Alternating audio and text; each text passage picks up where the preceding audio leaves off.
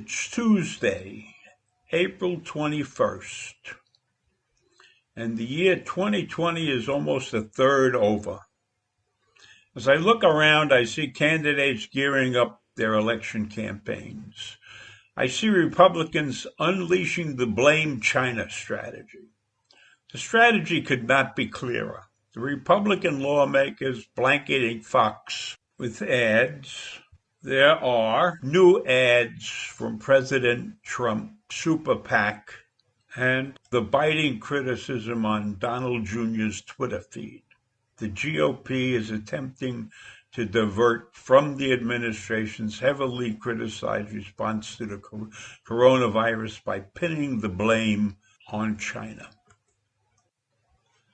With the death toll from the pandemic already surpassing 40,000 Americans, and unemployment reaching levels not seen since the Great Depression, many Republicans believe that elevating China to the status of our arch enemy and being responsible for the spread of the virus, plus harnessing America's growing animosity toward Beijing, may be the best way to salvage a difficult election. Republican senators locked in difficult races are preparing commercials condemning China.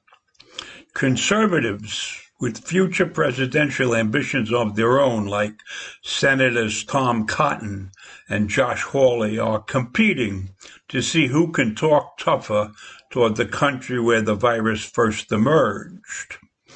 And other party officials are publicly and privately brandishing polling data in the hopes that Donald will confront Beijing.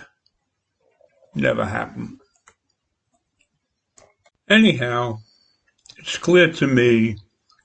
So the major problem with the GOP plan is the leader of the party because of his mixed messaging and his inconsistencies. In addition to his pussyfooting around China, he really gets upset when he is criticized for his slow response to the outbreak of the coronavirus. He continues to highlight his January travel restrictions on China.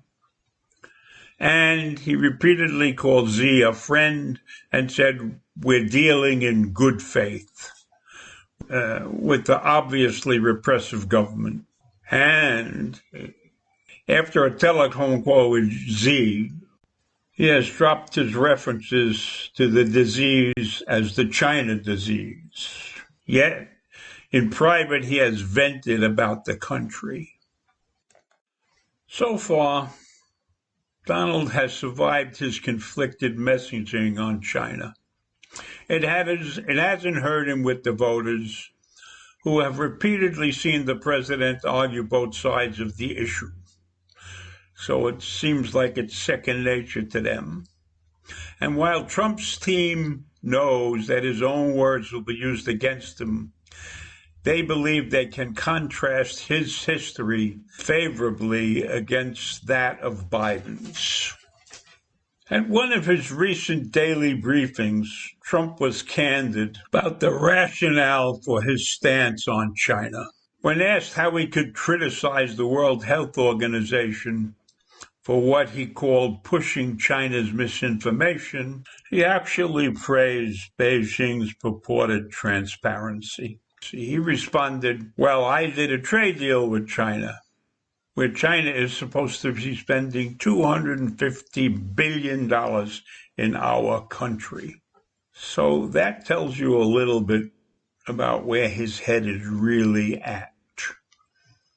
The dollar is king. Well, right now, I think you see the problem with talking out of both sides of your mouth.